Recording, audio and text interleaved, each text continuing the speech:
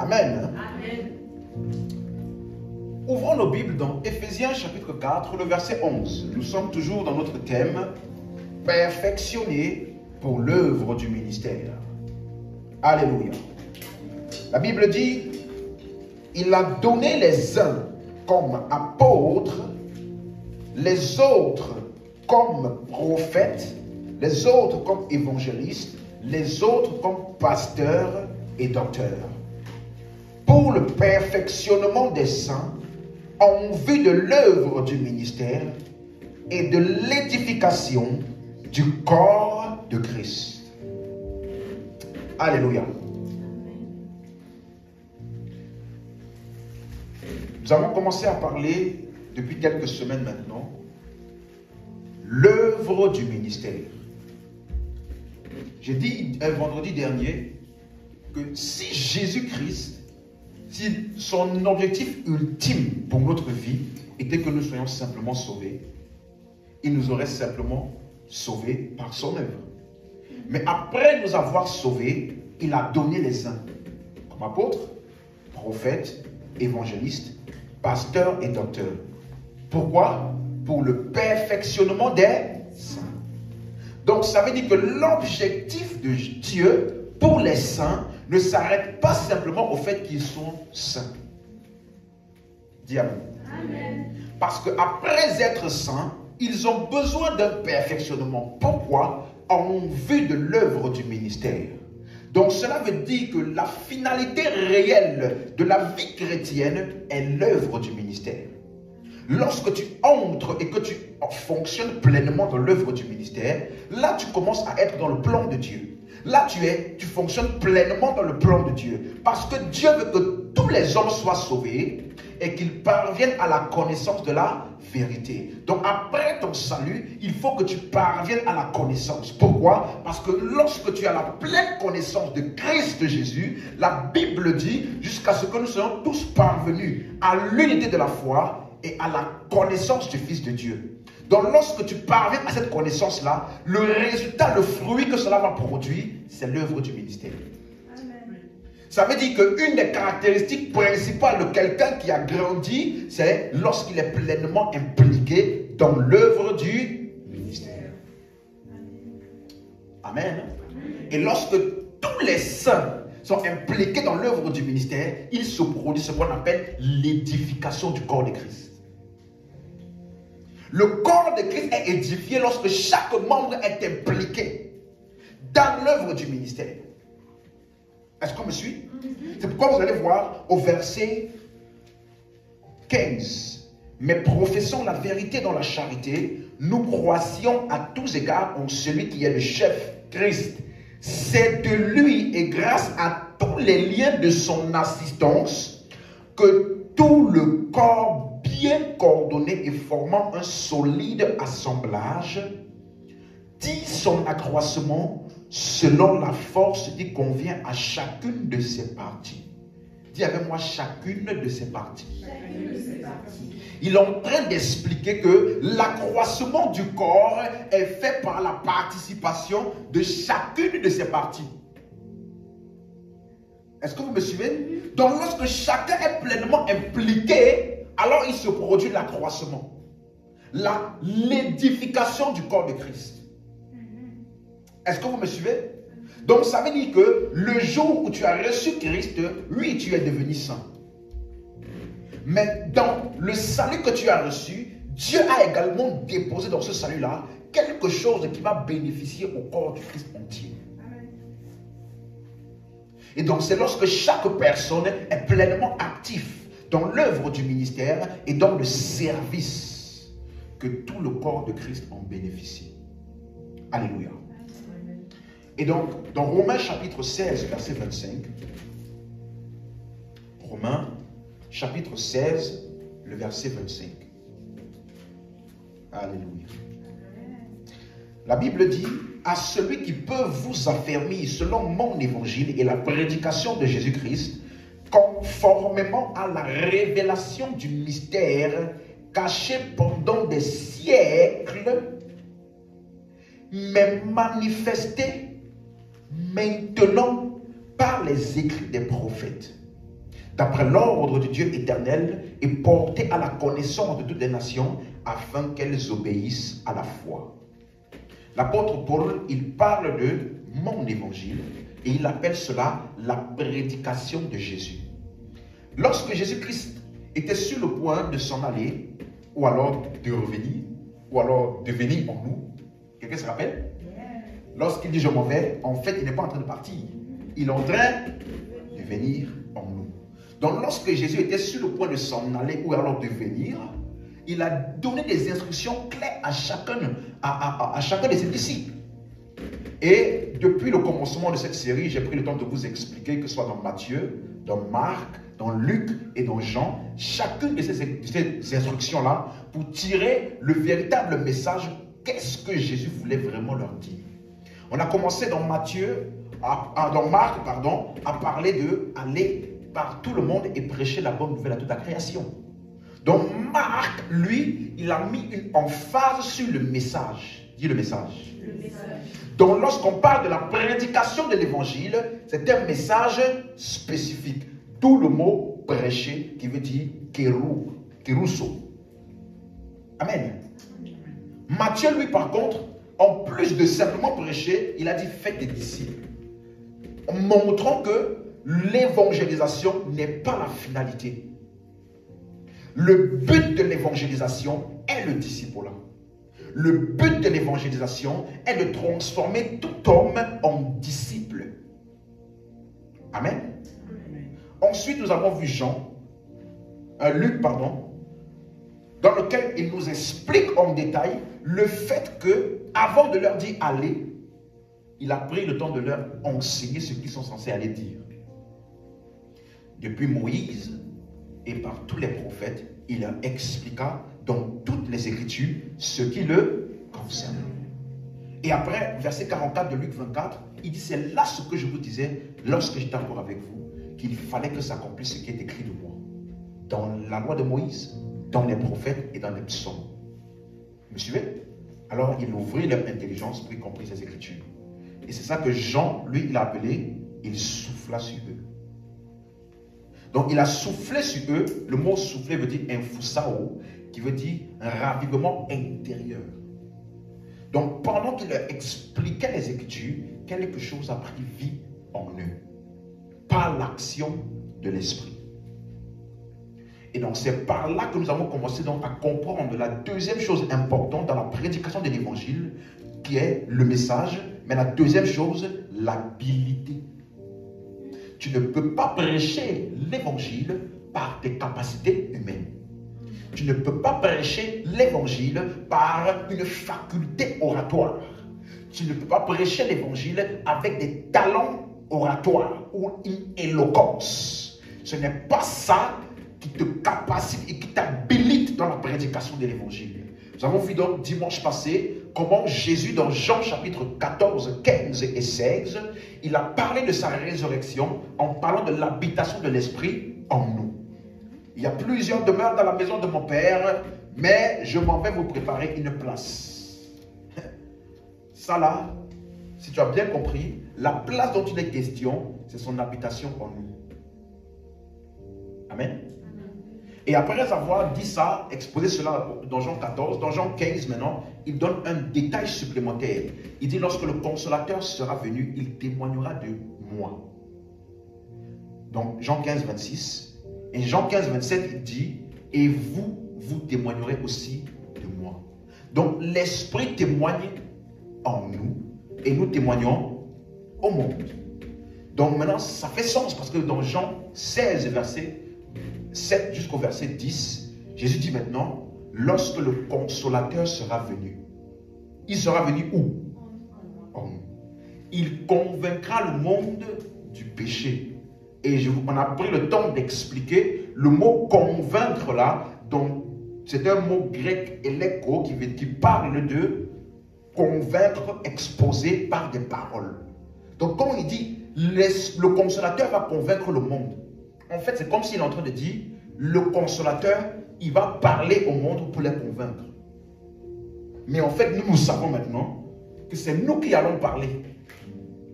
Donc c'est pendant que nous parlons qu'il convainc. C'est une action jumelée, une collaboration entre moi qui annonce le message et l'habilité de l'esprit qui accompagne ce message-là pour convaincre. Amen. Vous suivez? Donc, et c'est pour cela qu'il a dit maintenant au verset 12, verset 13, j'ai encore beaucoup de choses à vous dire, mais vous ne pouvez pas encore le porter. Mais lorsque le consolateur sera venu, il vous conduira dans toute la vérité. Et après, on a corrigé le verset d'après qui dit, il ne parlera pas de lui-même, mais il dira ce qu'il aura entendu de moi. Mais maintenant, on sait que ce n'est pas il, mais c'est plutôt vous. Vous ne parlerez pas de vous-même, mais vous direz ce que vous aurez entendu de lui. Et lui, il vous annoncera les choses à venir. Et quelles sont les choses à venir? Nous avons vu ça. Les choses à venir, c'est les choses qui concernent sa résurrection. Sa mort, son ensevelissement et sa résurrection. Amen. Donc, l'habilité pour la prédication de l'évangile, c'est qui? Hein? Donc, on a vu le message, on a vu l'habilité, et vendredi, on a commencé à voir quoi là? Directement la méthode. Aujourd'hui, je vais aller un peu plus en détail dedans. Là, il y a une méthode. Quelqu'un me suit? On a commencé à voir, alors rapidement, dans Matthieu, dans 1 Corinthiens, pardon, chapitre 1. 1 Corinthiens, chapitre 1, verset 21. 1 Corinthiens, chapitre 1, verset 21, c'est des rappels.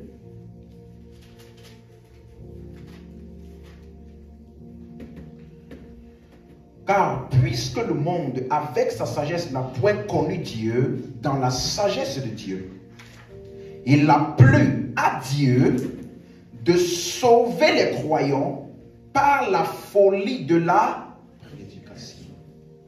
Donc, la méthode de Dieu pour le salut, c'est quoi?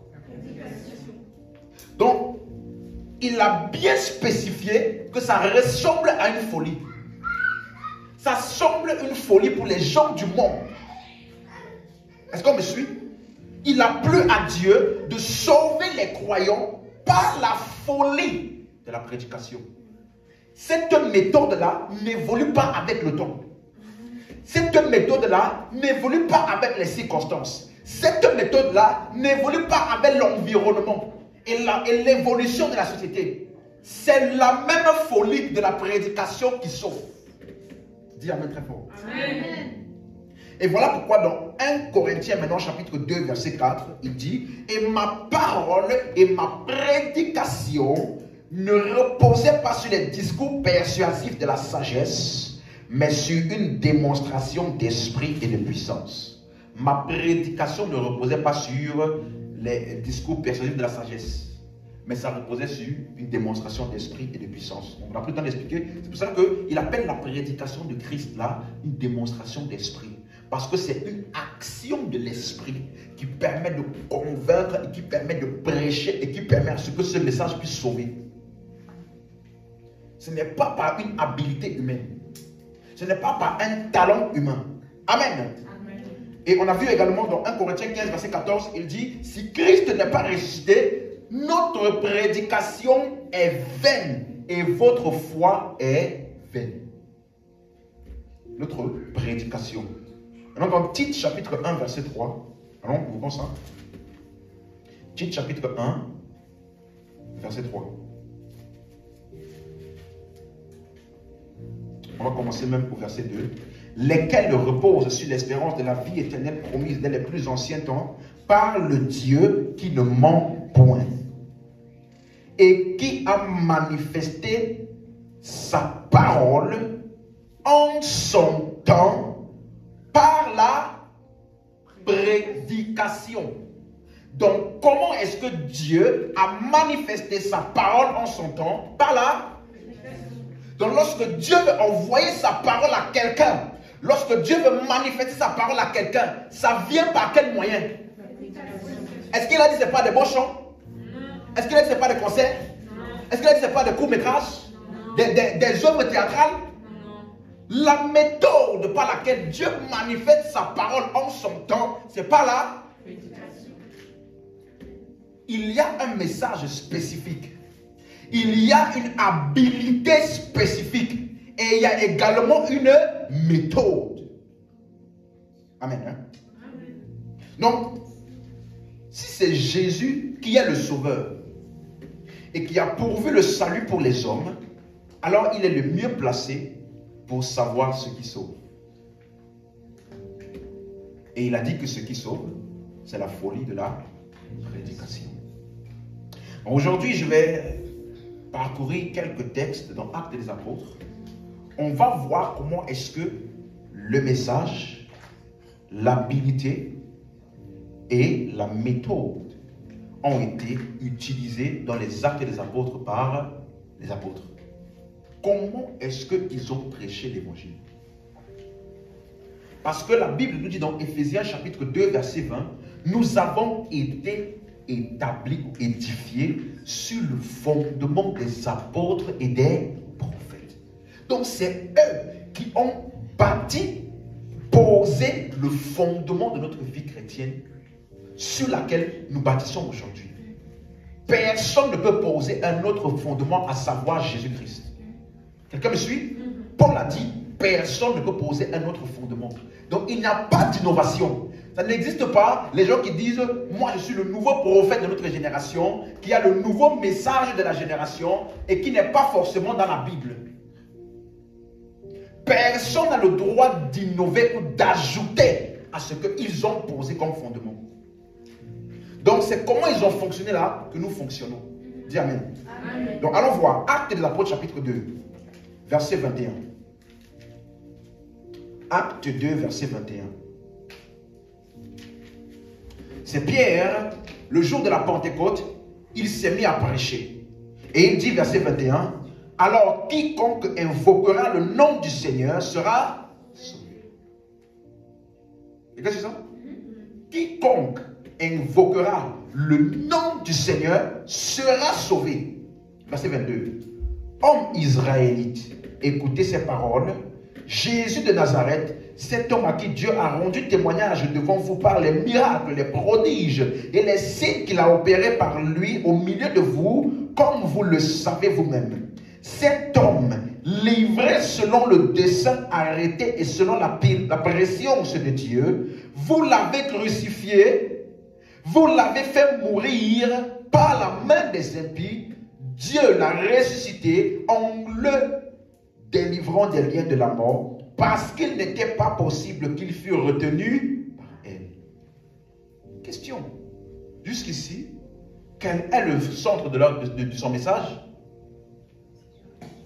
Hein? Vous voyez, tout le monde est d'accord? Oui. Il a parlé de la mort, il a parlé de l'ensevelissement, et il a parlé de la résurrection. Et maintenant, lorsqu'il veut donner des preuves à cela, verset 25, qu'est-ce qu'il utilise? Verset 25. Car David dit de lui. Où est-ce que David a parlé? Hein? Donc ça veut dire que maintenant, lorsqu'il veut appuyer sa prédication pour qu'il y ait conviction, parce que la conviction n'est l'œuvre exclusive de l'esprit. Et pour convaincre, il utilise les paroles qui ont été inspirées de l'esprit, à savoir les paroles des prophètes. Parce que la Bible nous dit, aucun n'a parlé de la part de Dieu par une volonté personnelle, mais c'est poussé par l'esprit que les hommes ont parlé de la part de Dieu. Donc, lorsqu'il est sur le point, lui aussi, d'amener la conviction dans les cœurs des hommes, il utilise quoi? Les paroles inspirées de l'esprit. Il n'y a pas d'innovation. Donc, lisons verset 25. Je voyais constamment le Seigneur devant moi parce qu'il est à ma droite, afin que je ne sois point ébranlé. Aussi mon cœur est dans la joie et ma langue dans l'allégresse, et ma chair reposera avec espérance. Car tu n'abandonneras pas mon âme dans le séjour des morts, et tu ne permettras pas que ton sein voie la corruption. Tu m'as fait connaître les sentiers de la vie, tu me rempliras de joie par ta présence. Ça, c'est le psaume 16. Du verset 8 à 11. On suit? Verset 29 maintenant. Hommes frères, qu'il me soit permis de vous dire librement au sujet du patriarche David, qu'il est mort, qu'il a été enseveli et que son sépulcre existe encore aujourd'hui parmi nous. comme il était prophète et qu'il savait que Dieu lui avait promis avec serment de faire asseoir un de ses descendants sur son trône. 31. C'est la résurrection du Christ qu'il a prévu et annoncé en disant qu'il ne sera pas abandonné dans le séjour des morts et que sa chair ne verrait pas la corruption. C'est ce Jésus que Dieu a ressuscité. Nous en sommes tous témoins.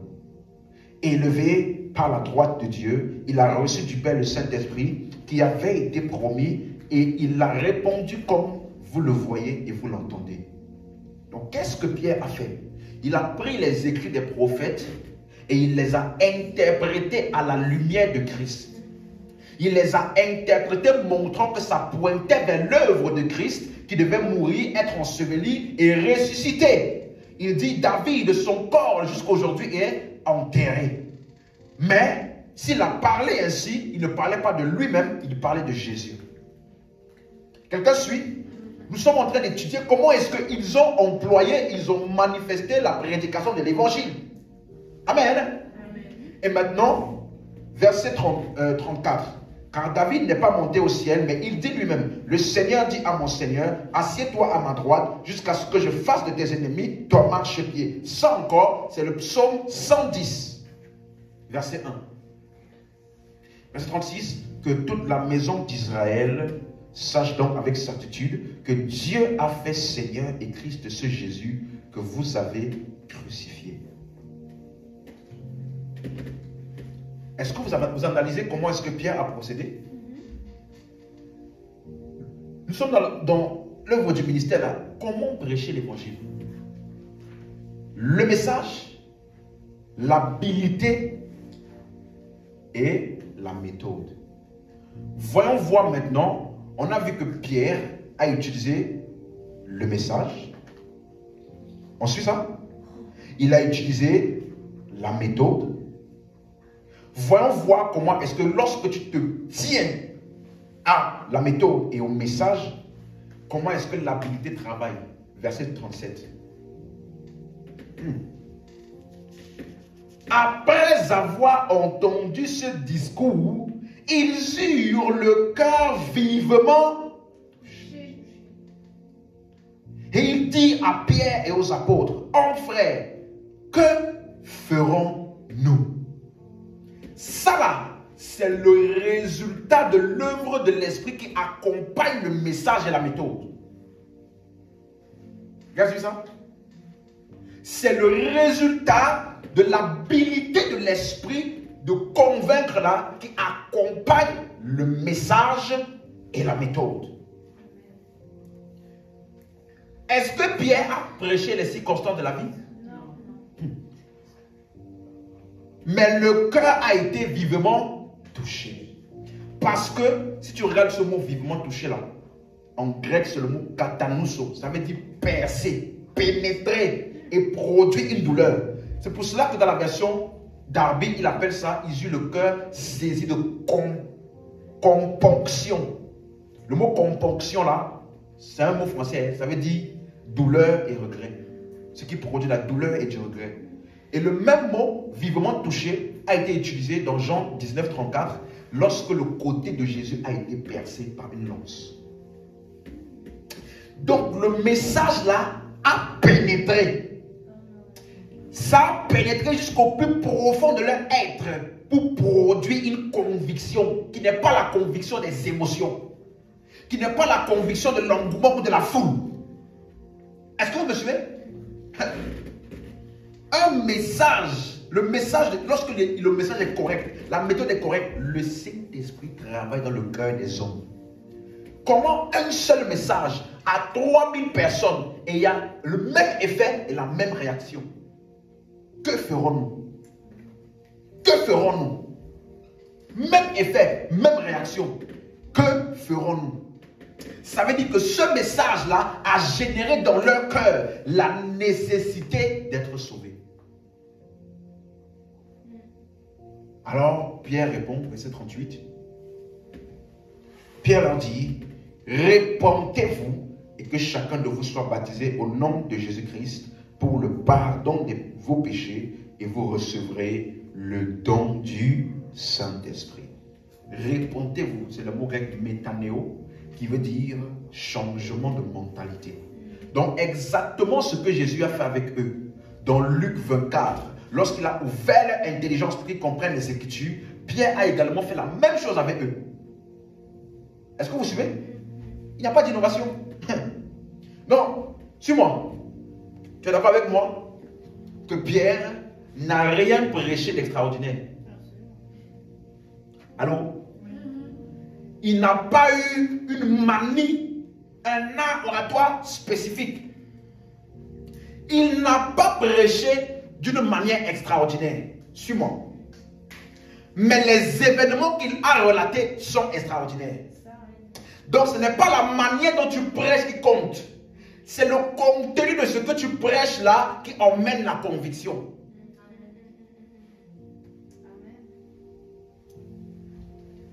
Est-ce que tu me suis? C'est le contenu de ce qui est prêché. Parce que Jésus-Christ est vivant jusqu'à aujourd'hui. Il est ressuscité. Et pendant que nous utilisons ses paroles à lui, il est présent aussi pour convaincre les cœurs. Verset 41. Ceux qui acceptèrent la parole furent baptisés. Et en ce jour-là, le nombre de disciples s'augmenta d'environ 3000 âmes. Le mot accepter, c'est le mot grec apodekomai qui veut dire accueillir. Lorsque dans Acte 18, verset 27, en parlant d'Apollos, on dit ils écrivirent aux disciples de bien le recevoir. Apodekomai. Dans Acte 24, le verset 3, on dit ce que nous reconnaissons en tout et partout. Ce que nous reconnaissons, c'est le mot apodekomai.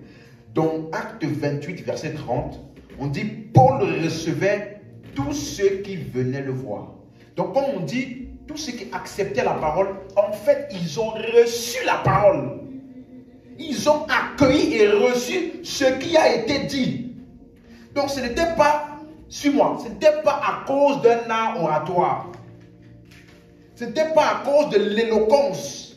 Ce n'était pas avec la largeur ou l'étendue de son éloquence ou de la manière dont il utilise le langage. En fait, même, je vais même aller plus loin. Dans Acte 4, verset 13, allons là-bas, Acte 4, verset 13, vous allez voir qui était Pierre. Acte 4, le verset 13. Lorsqu'ils virent l'assurance de Pierre et de Jean, il fut étonné, sachant que c'étaient des hommes du peuple sans instruction. Et il les reconnut pour avoir été avec Jésus. Lui, second, il a parlé de manière très très courtoise, en disant homme du peuple sans instruction. Je vais te donner ça en grec. Le mot homme du peuple, c'est le mot grec agrammatos. Tu vois le mot, il y a le mot grammaire dedans. Ça veut dire illettré. Illettré. Et le mot sans instruction, c'est le mot grec idiotes. Ça veut dire ignorant. Ça veut dire que sous le rapport de la classification sociale et de l'intelligence de ce monde-là, ces personnes-là étaient disqualifiées. Est-ce que vous me suivez? Mais avec le message de Christ, ils ont pris toute une vie. Étant illettrés. Tu n'as pas dit amen? Donc si le message est correct, le cœur des personnes seront vivement touchés. Ils seront sauvés parce que ce message-là a une habilité de l'esprit. Est-ce que tu me suis? Le même message, le même effet sur plus de 3000 personnes. Ce n'est pas l'art oratoire. Est-ce que vous me suivez? C'est pour cela que, laisse-moi te donner un conseil. Quand tu parles à quelqu'un de Christ, tu me suis? Même si la personne ne t'écoute pas, même si la personne, tu as l'impression que la personne là, elle est un glaçon devant toi, ne te laisse pas tromper. Ce message-là est toujours accompagné de conviction. Je vais te montrer. Allons dans Acte 5, verset 29. Acte 5, verset 29. Pierre et les apôtres répondirent, il faut obéir à Dieu plutôt qu'aux hommes. Le Dieu de nos pères a ressuscité Jésus-Christ que vous avez tué en le pendant au bois. Dieu l'a élevé par sa droite comme prince et sauveur pour donner à Israël la repentance et le pardon des péchés. 32. Nous sommes témoins de ces choses, de même que le Saint-Esprit que Dieu a donné à ceux qui lui obéissent. Donc tu es d'accord avec moi que encore une fois, dans une autre instance, Pierre a prêché le même message. Est-ce que vous suivez? On lui a demandé, par quel pouvoir est-ce que tu as guéri cet homme-là, ce boiteux? Et lui, qu'est-ce qu'il fait? Il prêche le même message. Christ est mort, il est enseveli, il est ressuscité. Et vous, si vous vous repentez et vous recevez ce message-là, vous serez sauvés. Pas d'innovation. Même message. Amen. Donc, si ce n'est pas le message de Christ, donc, quand on dit tout à l'heure, ils eurent le cœur vivement touché, est-ce que tu es d'accord avec moi que le mot vivement touché là, j'ai vu, c'est dit quoi? Ça veut dire percer, pénétrer.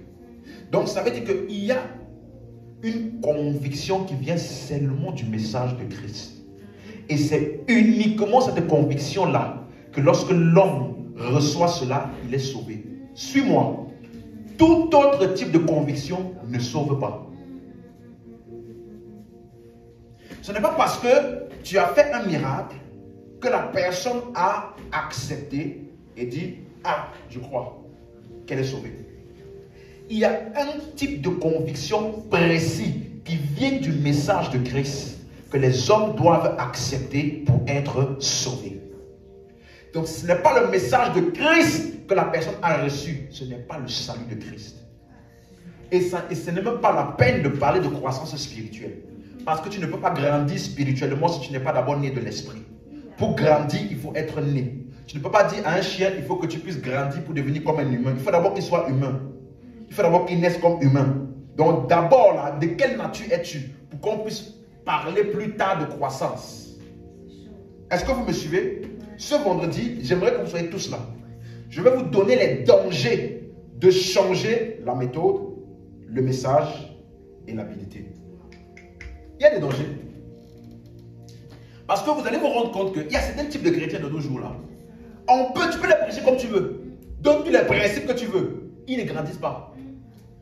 Parce que tu ne peux pas parler de grandir s'il n'y a pas eu un salut authentique. Quelqu'un me suit? Quand on dit il faut que les saints soient perfectionnés là, ce n'est pas quelque chose optionnel. Est-ce qu'on me suit? Parce que tu peux faire un miracle et quelqu'un est guéri. Et après tu dis à la personne, Dieu est bon. Suis-moi. La personne n'a pas besoin de foi pour savoir que Dieu est bon après avoir vu ton miracle. Allô? Mais si tu lui donnes les faits spécifiques de l'évangile, elle a besoin de foi pour croire ça. Donc, la foi pour recevoir un miracle est différente de la foi pour être sauvé.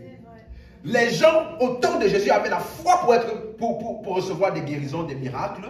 Mais lorsqu'il a parlé maintenant de l'évangile, les mêmes étaient les premiers à dire crucifiez-le. Vous me suivez? Non, ce n'est pas parce que il y a quelque chose, les miracles, écoute-moi, ça peut rassembler des foules. Ça peut même créer une excitation générale. Une osmose. Vous me suivez? Mais si ce n'est pas toutes les personnes là, ce n'est pas la foi en Christ en laquelle ils ont cru, ils ne sont pas sauvés. C'est pour cela que vous allez voir dans Acte 4, Pierre a fait un miracle. Il a guéri un homme qui était boiteux depuis des années.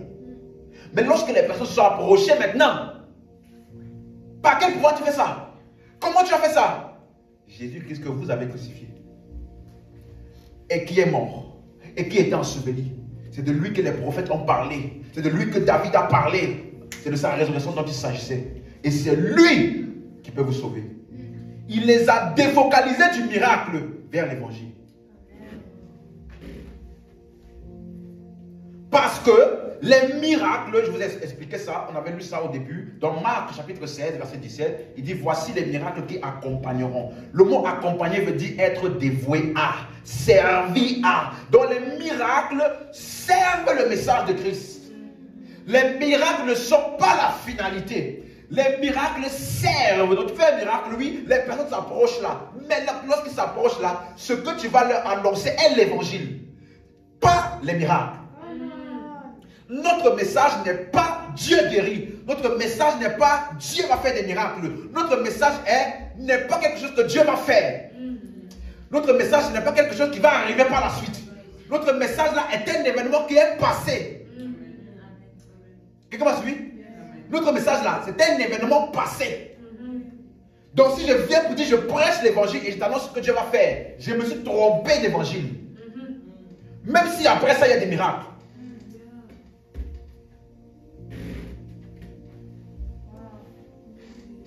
Tu peux croire pour avoir un miracle.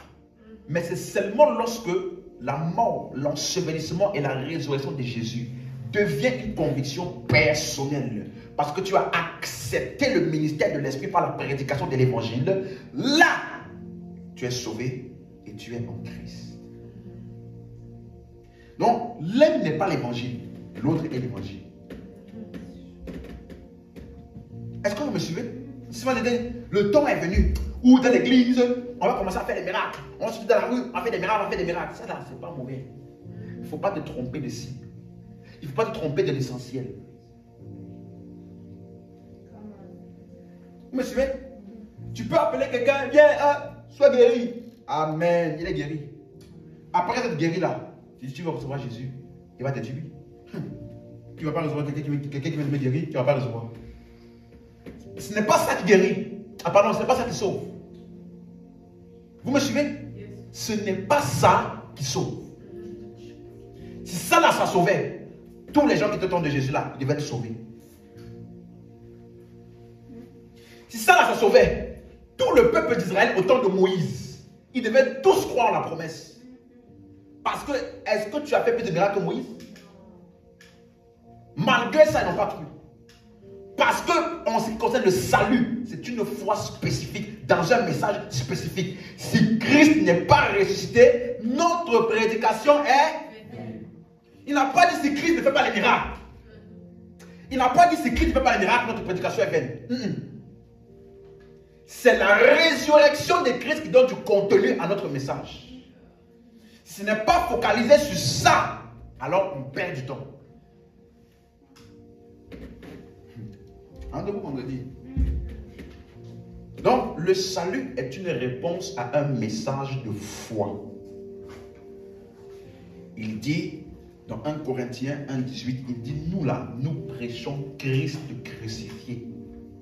La prédication de la croix est une folie pour ceux qui périssent. Mais pour nous là, elle est la puissance de Dieu. Donc, c'est le message de Christ et la foi en ce que Christ a fait. Rien d'autre ne peut produire le salut authentique. Rien d'autre. Amen. Allons voir un autre. Acte 6. Étienne. Étienne a prêché toute la Bible en un chapitre. Toute la Bible. Depuis Genèse jusqu'à Malachie, il a prêché toute la Bible et montré à quel point tout ça là était centralisé sur Christ. Il a tellement fait ça qu'ils n'ont pas supporté. Regardez, acte 6, verset 8. Étienne, plein de grâce et de puissance, faisant des prodiges et de grands miracles parmi le peuple. Suis bien, verset 9. Quelques membres de la synagogue dite des affranchis, de celle des Cyrénéens et de celle des Alexandrins, avec des Juifs de Cilicie, d'Asie, se mit à discuter avec lui. Verset 10. Mais il ne pouvait pas résister à sa sagesse et à l'esprit par lequel il parlait. Ça veut dire, ils sont venus vers lui en étant chauds. On va déconstruire tout ce que cet homme-là parle. Mais quand ils sont venus en face de lui, ils n'ont pas pu résister. Écoute-moi, quand tu connais Christ là, quand tu es entré dans la dimension, ce qu'on appelle l'expertise, la maîtrise. Écoute-moi, on peut prendre n'importe quel angle. Tu es tellement affermi que la personne en face de toi, soit elle va se convertir, soit elle va fuir. Soit elle va être tellement de mauvaise foi qu'elle va dire je préfère m'en aller. Mais une chose est sûre, tu vas tellement démontrer Christ qu'il n'a pas d'autre choix que soit il va se renfermer pour partir, mais il n'aura pas d'argument pour dire je ne sais pas. Ce n'était pas des païens en termes de gens qui ne connaissent pas les Écritures, hein. C'était des pharisiens, des juifs affranchis. Des membres de la synagogue. Est-ce que tu me suis? Il dit, ils n'ont pas pu résister à sa sagesse et à l'esprit par lequel il parlait. Question. Il parlait de quoi? Quel est le message que l'esprit accompagne? La prédication de l'évangile par les Écritures. Parce que les Écritures sont les paroles inspirées de l'Esprit. Donc, il prenait verset après verset. Si tu rentres là, lis Acte 6, Acte 7. Tu vas voir comment il a démontré que tout ce qu'ils font dans le temple là est vide. Avec les mêmes Écritures qu'eux ils utilisaient. Parce qu'il dit, après avoir construit tout le temple de Salomon, et le peuple dit, la gloire de Dieu est descendue. Après ça, Dieu a dit, où est ma maison? C'est Étienne qui dit, hein, il dit, vous finissez de lire là où ils ont construit le temple et la gloire est descendue. Pourquoi on ne partait pas jusqu'à l'endroit où il a dit maintenant, où est ma maison? Où est mon lieu de repos? Parce que Dieu n'habite pas dans le temple et fait des mains d'homme. Nous aujourd'hui, quand tu entends ça là, tu penses que ça veut dire, ah vraiment Étienne il a compris la Bible. Tu sais ce que représentait le temple pour le peuple d'Israël? Le temple dans lequel on a dit, toute prière qui sera faite dans ce lieu-là, Dieu écoutera toujours. Si mon peuple s'humilie et se détourne de ses mauvaises voies et qu'il prie dans ce lieu-ci, je le guérirai. Le temple là avait une valeur terrible. Et pas n'importe qui entrait n'importe comment là-bas. Donc un gars comme Étienne vient et dit, les amis, le temple que vous avez fait 46 ans là, vous bâtissez ça là, il n'y a rien là-bas. Ils n'ont pas pu résister. Est-ce que vous me suivez? Regardez maintenant verset 50. Acte 7, 54. Acte 7, 54. En entendant ces paroles, ils étaient furieux dans leur cœur. Et ils grinçaient des dents contre lui. Écoute-moi. Écoute bien ce que je te dis maintenant. C'est le même message, la même méthode, la même habilité. Ça produit toujours le même effet. Mais parce que c'est la puissance et la nature de Dieu, ce n'est pas une imposition, c'est une proposition persuasive. Donc le même message là a convaincu certains, mais d'autres là, ça les a rendus furieux. Parce que c'était en train de déshabiliter et déconstruire tout ce qu'ils avaient comme connaissance de Dieu.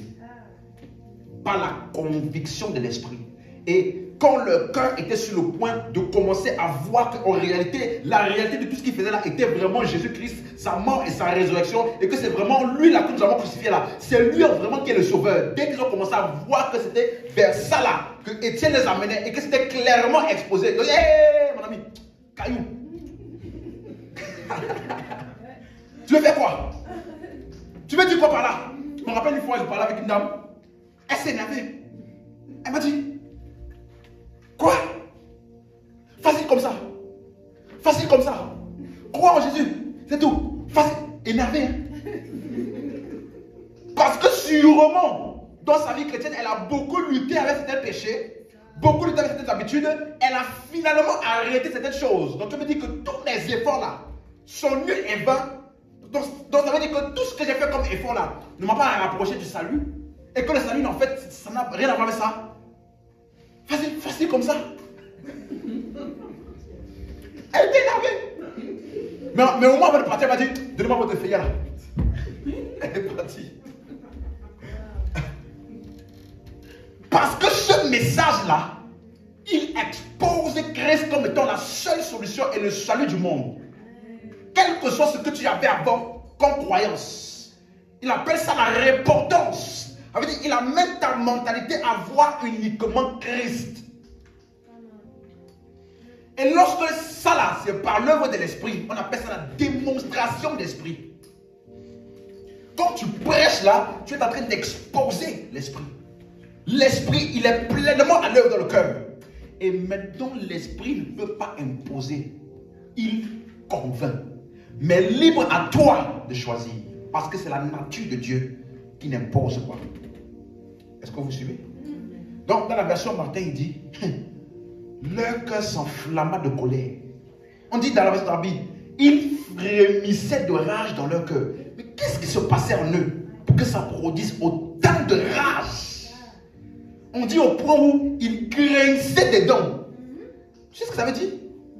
Ça veut dire que c'est comme si tout ce en quoi tu as toujours cru dans toute ta vie tombait à l'eau. En fait, tu n'es plus en toi. Tu es presque hors de toi. Furieux. C'est la même chose que tu vas voir. Parce que ce mot furieux dans leur cœur là, j'ai utilisé ça en grec, ça veut dire scier en deux. Leur cœur là, tout ce qui était comme endurcissement là, scié en deux. Et la conviction de Christ a pénétré. Maintenant là, tu fais quoi? Voilà la vérité devant toi. Tu choisis quoi? Soit tu es de mauvaise foi, soit tu endurcis ton cœur, soit tu crois. Mais dans tous les cas, ce message-là ne peut pas être sans effet. Vous me suivez? On a lu tout à l'heure dans Acte 5, comment Pierre a prêché.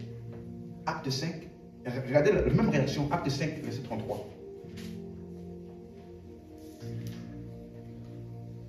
On a lu verset 29, plutôt obéir à Dieu qu'aux hommes. 30, le Dieu de nos pères a ressuscité Jésus, que nous avez tué en pendant le bois.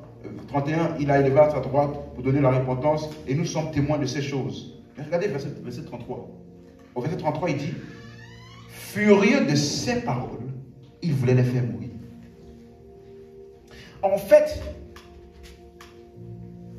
ça expose tellement l'œuvre de Christ et la nécessité d'être sauvé par lui, que si tu n'as pas une prédisposition à recevoir ça, en fait, tu vas te sentir comme si vraiment on t'a déshabillé, on t'a offensé.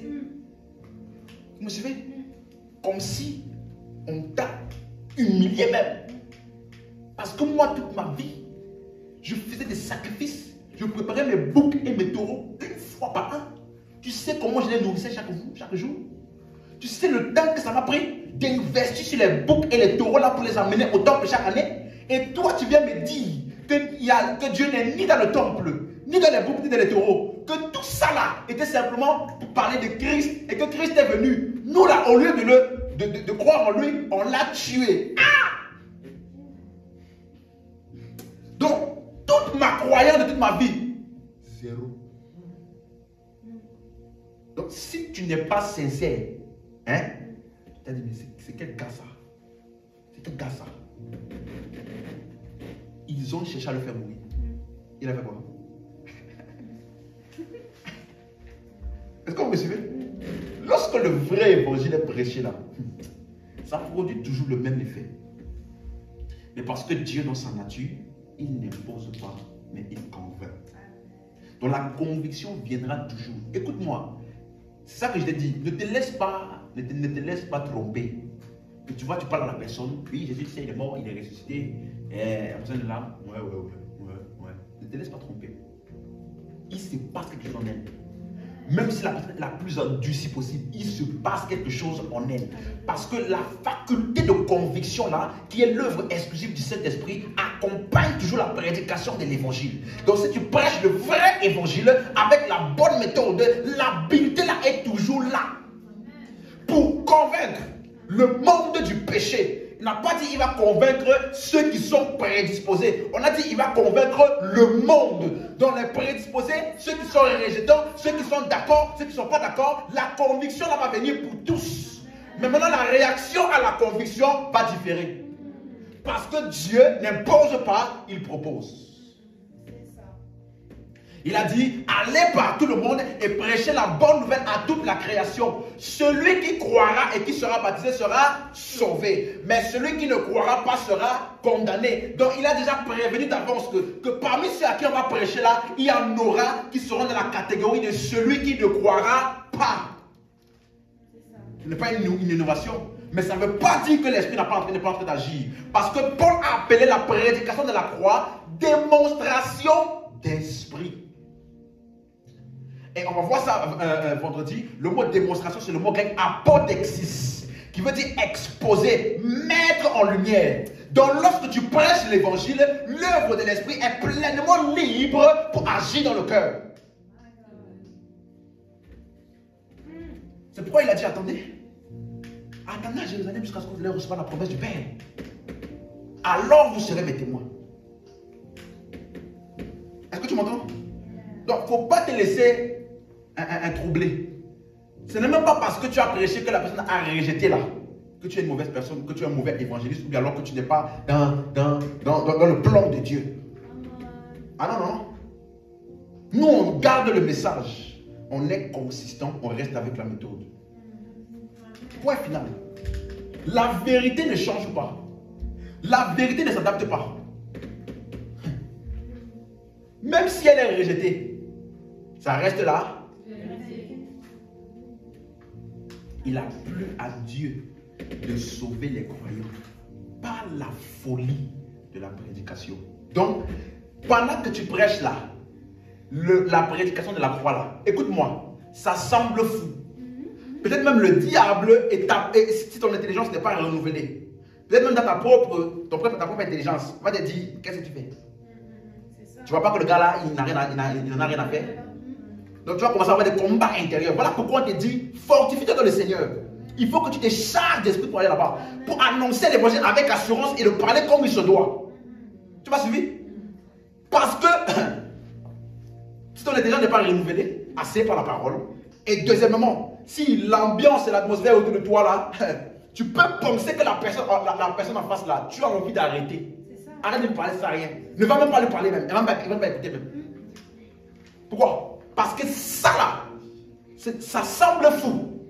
Mais il a plu à Dieu de sauver par la folie de l'art. Donc même si ça semble fou, on garde ça tel quel, dans sa folie. Parce que c'est dans cette folie-là qu'il y a la puissance pour sauver. Dis amen, c'est très fort.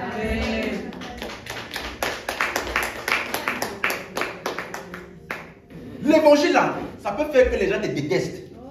Moi j'ai déjà vu des gens, tellement que j'ai évangile dans certains gars là, dès qu'ils me voient, ils changent de trottoir. Tellement qu'ils me connaissent. Tellement qu'ils me connaissent. Dès qu'ils me voient, ah, ils changent. Ou alors, dès qu'ils me voient, ils me la mettent le téléphone comme ça, il est en train d'appeler comme ça, il ne veut pas venir le déranger. Mais nous là, on n'est pas troublés. On n'est pas troublés. Nous, on ne cherche pas à être acceptés de tous. On prêche ce qui est correct et c'est tout. Parce que la persuasion là est une œuvre exclusive du Saint-Esprit. Donc si quelqu'un rejette ça, ne te sent pas mal. Non, passe à la prochaine personne. Écoute-moi, tu ne dois jamais arriver au point dans ta vie et dans ton ministère où, à cause du fait que ça a été rejeté, tu commences à chercher maintenant à diluer ou à adapter le message pour que ce soit acceptable par le plus grand nombre. Parce que quand tu fais ça, tu ne fais plus confiance à l'œuvre de l'Esprit que lui seul convainc.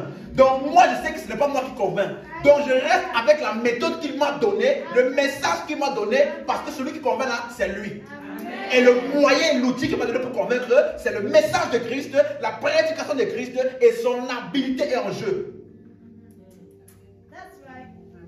C'est parce qu'on n'a pas compris ça que de nos jours, on change. On dilue. Au lieu de prêcher Christ, on commence à prêcher maintenant. Comment sortir de la misère? Comment sortir des dettes? Comment avoir le meilleur choix du conjoint qui va me propulser dans ma destinée prophétique. Je dis ça parce que la soif des gens autour là, quand tu les as prêchés Christ là, ils ne sont pas venus. Donc tu veux quand même les attirer à tout prix.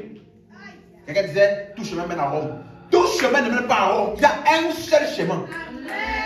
Un seul chemin. Tout dépend de quel type de ministère est-ce que tu veux opérer. Quel type de peuple tu vas avoir. Parce que laisse-moi te dire, en fonction du type de peuple que tu as comme objectif, ça va déterminer aussi le type de message. Si tu veux venir avoir des grands divertisseurs, tu vas avoir une grande foule qui va venir, qui ne sont même pas intéressés par Jésus. Pas intéressés, ils sont intéressés par leur propre vie. Parce qu'ils savent quand s'approche de toi là, tu vas faire sortir en eux toute la convoitise des choses de ce monde-là. Ah, je suis venu à l'église aujourd'hui. Les amis, ça fait seulement 2 semaines que je suis arrivé dans cette église. Ça fait seulement 2 semaines. Ça fait seulement 2 semaines que je suis arrivé dans cette église-là. Mais, vous, les amis, la preuve est là-bas dehors. Mercedes. Classe S. Dieu est vraiment dans cette église. Donc ce qui t'atteste que Dieu est dans cette église-là, c'est ce que tu as eu là-bas dehors. Tandis qu'il y a des gens comme Elon Musk, comme Bill Gates, qui par simple bonne humeur, ils donnent des 100 millions aux personnes. Juste pour dire, il t'a vu. J'ai vu un commentaire, on dit il a vu un journaliste. Et Elon Musk là, celui qui voyage à partir sur Mars là, comme s'il prenait le TGV là. Hein? Lui là, on dit il a vu un journaliste. Il a dit, mais toi la tête me plaît. Monsieur le comptable, envoyez-lui 100 millions. Wow. Mais toi, c'est 100 millions. Pas 100 euros, hein. Pas 100 000. Non. Pas 100 euros. 100 millions. Elle dit, le gars, pas bonne humeur peut changer ta vie. Et toi, parce que tu habites dans un petit village ou une petite ville un peu reculée là, tu as une petite voiture, tu penses que tu as atteint le summum. Dieu est dans ce lieu. Après 2 semaines à l'église, voilà la preuve là-bas dehors. Ça veut dire que les riches là, ils font mieux que ton Dieu. Parce que certains d'entre vous, les personnes qui font ça là, c'est même pas neuf. C'est occasion. 100 000 km, 200 000 km. Je me rappelle, il y avait un frère d'une église. Comme on lui a dit, opération évangélisation. Je vais vous dire quelque chose. Ce que je vous dis maintenant là, si tu ne comprends pas ça, ce que les gens appellent évangélisation là, ça n'a rien à voir. On dit opération évangélisation. Le pasteur dans cette école d'évangélisation là, c'est remplissage de l'église. Donc il a produit des flyers. Et qu'est-ce qu'il y a sur les flyers? Témoignages. Avant d'arriver à l'église, il était pauvre, maintenant je suis riche. Avant d'arriver à l'église, j'avais pas. Il y a un qui a mis témoignage. Avant d'arriver à l'église, j'avais pas de voiture, je marchais en BMW pied. À pied si tu veux. Et après quelques temps à l'église, Dieu m'a donné la grâce. Il m'a fait la faveur. J'ai eu une Mercedes, je ne sais pas quelle classe là, mais occasion, seconde main. Et le jeune homme, le frère, tout zélé, est parti inviter son patron. Patron, je sais que tu ne vois pas trop, mais viens à l'église. Tu vas voir. Dieu va faire quelque chose pour toi. Le patron a pris le flyer. Il a dit, attends. Il a lu. Il dit, donc c'est ça que ton Dieu fait. Mercedes, seconde main. Écoute, dis à toute ton église là de venir m'adorer. Je fais plus que leur Dieu. Parce que moi je leur donne. Moi là, si tu me donnes, tu me demandes, je te donne ça neuf.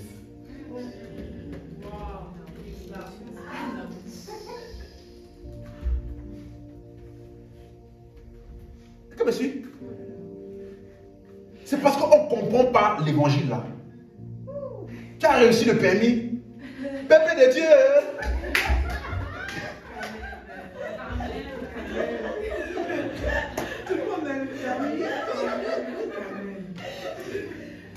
Ça vous fait rire, hein? Il y a des endroits là. J'ai fait le permis 4 fois. Ça ne marchait pas. Après, j'ai fait une clameur spéciale à Dieu. J'ai déposé une semence. Et dit, Seigneur, cette fois-ci c'est la bonne. Sinon, je ne peux plus te servir comme il faut. Après, j'ai eu mon permis. Au lieu d'aller réviser, au lieu d'étudier bien ton cours, d'aller réviser, de faire tes heures de conduite, tu passes ton temps à courir à gauche, à droite, à faire tout et n'importe quoi, sauf l'essentiel. Après, tu dis, j'ai pas reçu le permis, c'est la malédiction générationnelle.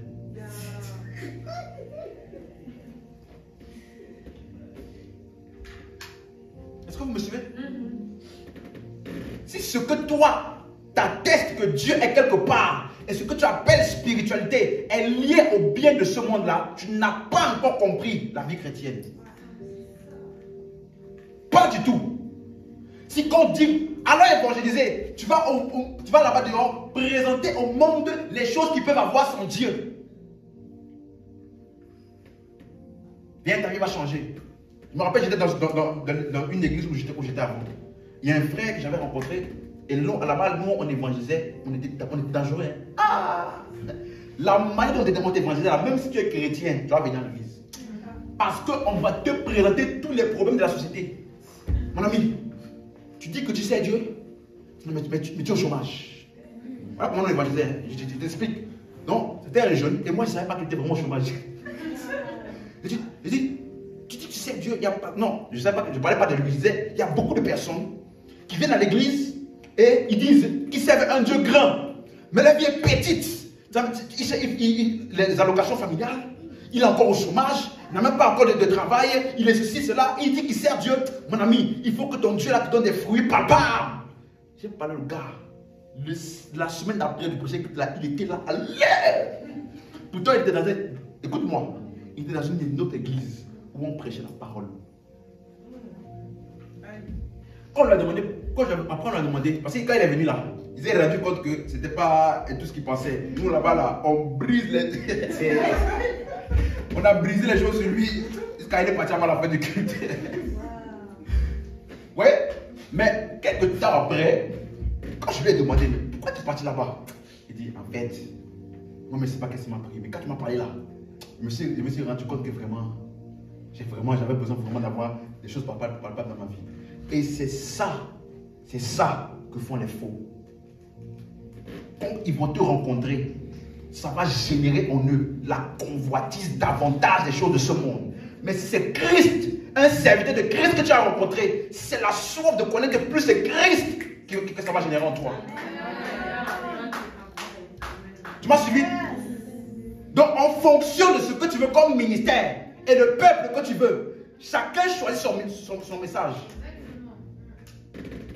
Jamais dans ça. Amen. Tu ne dois jamais arriver au point où tu changes ton message à cause du fait que ce n'est pas accepté, à cause du fait que ce n'est pas populaire, à cause du fait que c'est totalement à contre-courant. Laisse-moi te dire, il y a quelque chose là que Dieu a mis en moi le jour où il m'a fait comprendre Christ là. Mon ami, même si tout le monde prêche le contraire, tu vas venir ici là, tu vas entendre uniquement la vérité.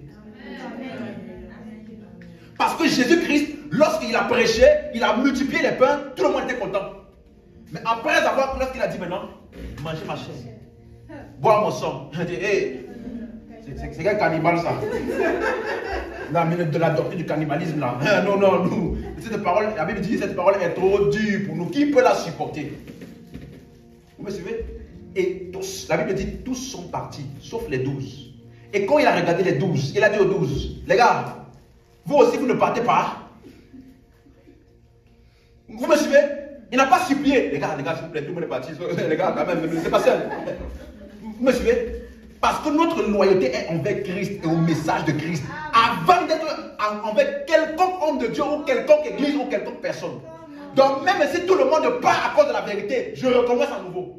Parce que la vérité, là, elle se va produire le type de personnes qu'il faut pour la vérité et les serviteurs et les membres et le peuple de Dieu authentique. Jésus n'a pas eu peur de recommencer. Il a dit, les gars, si vous aussi vous voulez, vous pouvez partir. Je vais prier de nouveau. Et on va avoir 12 de nouveau. Et le plan de Dieu ne souffre d'aucun ralentissement. Dis Amen très fort. Amen. Notre tâche là, c'est de prêcher l'évangile et de laisser l'esprit souffler dessus. Et les hommes ont le libre choix de leur réaction. Dieu n'impose pas, il convainc, il persuade. Mais en fin de compte, qui prend la décision, c'est toi. Amen. Amen. Donc voilà pourquoi quand tu vas partir pour évangéliser là, tu dois te charger en esprit. Parce que le type d'opposition que tu vas avoir, toi dans ta tête, les personnes autour de toi, tu dois être sûr de ce que tu fais. Et l'assurance, l'assurance là pour annoncer l'évangile là, vient de l'esprit en nous. Donc voilà pourquoi il dit, chargez-vous, celui qui prie en langue s'édifie lui-même. Après il dit, celui qui prophétise édifie l'église. Donc avant de partir pour édifier quelqu'un là, sois sûr que toi-même tu es d'abord quoi? Amen. Acte 8. Acte 8.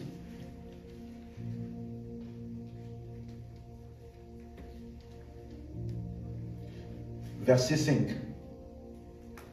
Philippe était descendu dans la ville de Samarie, il prêcha le Christ. Les foules tout entières étaient attentives à ce que disait Philippe lorsqu'elles apprirent et virent les miracles qu'il faisait.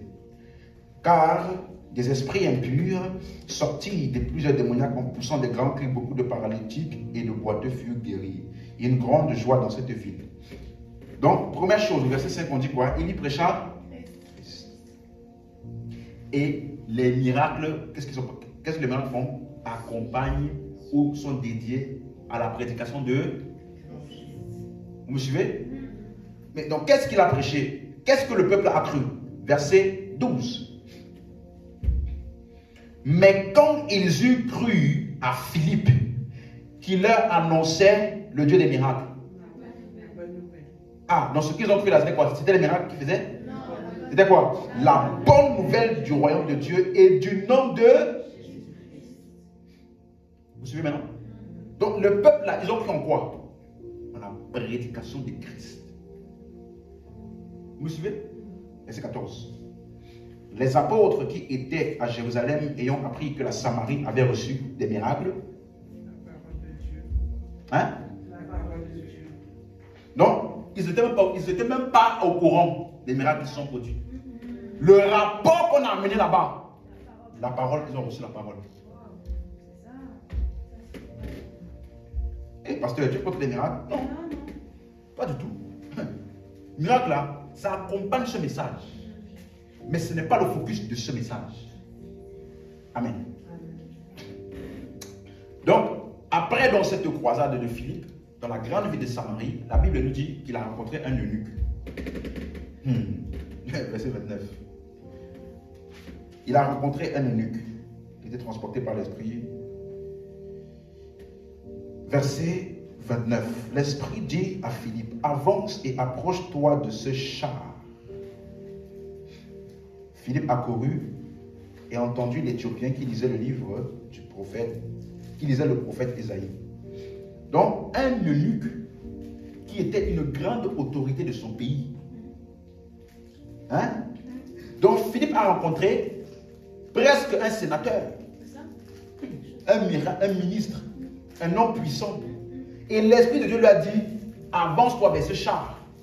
Mais toi, tu dis char aujourd'hui, mais à leur époque, là, si c'était aujourd'hui, avance-toi de cette berline, avance-toi de cette limousine, avance-toi de cette Mercedes, dernière année, 2022. Si c'était certains là, quand on dit approche-toi de cette nouvelle donc qu'elle a dedans même la climatisation, et ça rentre dans notre cerveau. Est-ce que tu allais prêcher ça? On a dit, homme de Dieu, tu allais dire, monsieur l'homme politique, l'esprit m'a parlé de venir vers vous. Il y a quelque chose de très grand qui va se passer dans ta vie. Tu seras le prochain premier ministre. Mais pour que ça puisse s'accomplir, il y a une semence dangereuse que tu dois faire. Là, tu ris. Il faut demander aux hommes de Dieu, aux hommes politiques là, ce qu'ils font. Comment il y a beaucoup d'hommes de Dieu là qui les ont blagués très mal. Il y a une semence là qui va débloquer, parce que je vois que ça fait beaucoup d'années que tu es dans la politique, mais tu ne montes pas en grade comme il faut. Pourtant, Dieu me montre que tu devais déjà être même président. Donc, Dieu m'a envoyé spécialement dans cette voiture ici. Pour que première chose, que tu laisses la voiture là pour moi. Et que tu fasses un virement. Là, ça va toucher le cœur de Dieu. Et la grâce qui est sur moi là va débloquer ta vie politique. Parce que tu penses que les gens dehors, ils sont là pour blaguer. Philippe a fait quoi? Peu importe la classe sociale, peu importe le lieu, que ce soit dans une brouette, que ce soit dans une berline, on s'en fout, le message là est le même. Il a dit, tu lis quoi? Ésaïe? Ok, je vais t'expliquer comment Ésaïe a parlé de Christ. On part pas dans un passage, là-bas même où tu es, parce que toute la Bible entière parle. Un enseignant de physique, il enseigne uniquement la physique. Un ministre de Jésus, il parle uniquement de Jésus. Donc quand il est parti là-bas, peu importe ce que l'homme, l'eunuque là, il lisait, même si c'était, il lisait les journaux, il allait le ramener à qui? C'est ça qu'on envoyait faire là-bas. Regardez le résultat. Verset 29. Verset 35. Alors Philippe ouvrant la bouche et commençons par ce passage, lui annonça la bonne nouvelle de Jésus. Maintenant, résultat, verset 37.